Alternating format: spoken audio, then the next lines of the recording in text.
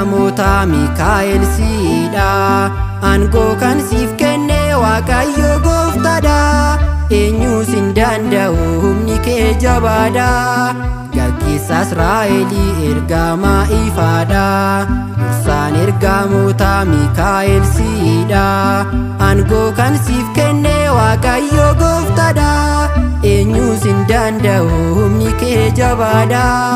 Gaggeessaa Israa'elii ergamaa ifaadha.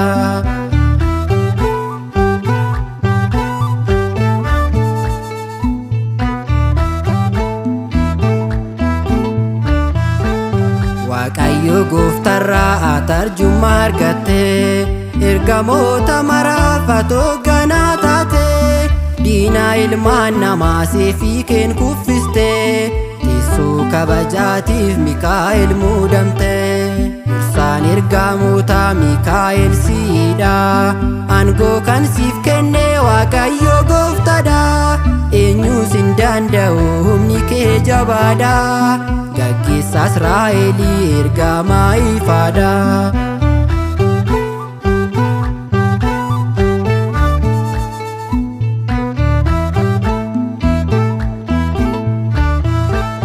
Namoota baay'eedha kan ati gargaarte.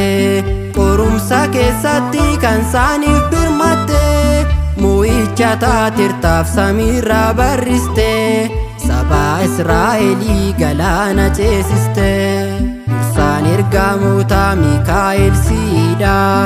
Aangoo kan siif kenne Waaqayyo gooftaadha. Eenyus hin danda'u humni kee jabaadha.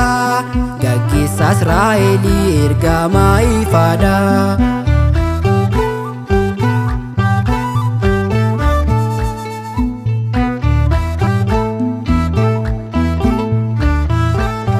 Leenca akka nu nyaanne afaan isaanii hiita.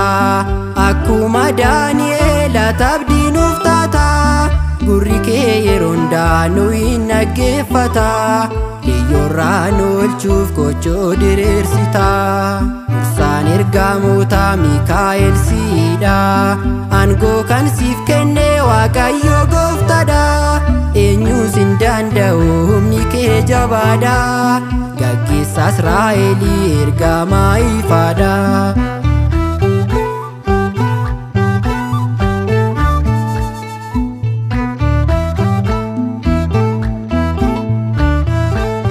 Rakkoo keenya hiikuuf ati ariitiin dhufta. Gara laafummaa keen baay'ee leellifamta. Gargaara hiyyeessota moo'icha toloota. Siidha Mikaa'elii dursaan ergamoota. Dursaan ergamoota Mikaa'el siidha. Aangoo kan siif kenne Waaqayyo gooftaadha. Eenyus hin danda'u humni kee jabaadha. Gaggeessaa Israa'elii ergamaa ifaadha. Dursaan ergamoota Mikaa'el siidha. Aangoo kan siif kenne Waaqayyo gooftaadha. Eenyus hin danda'u humni kee jabaadha. Gaggeessaa Israa'elii ergamaa ifaadha.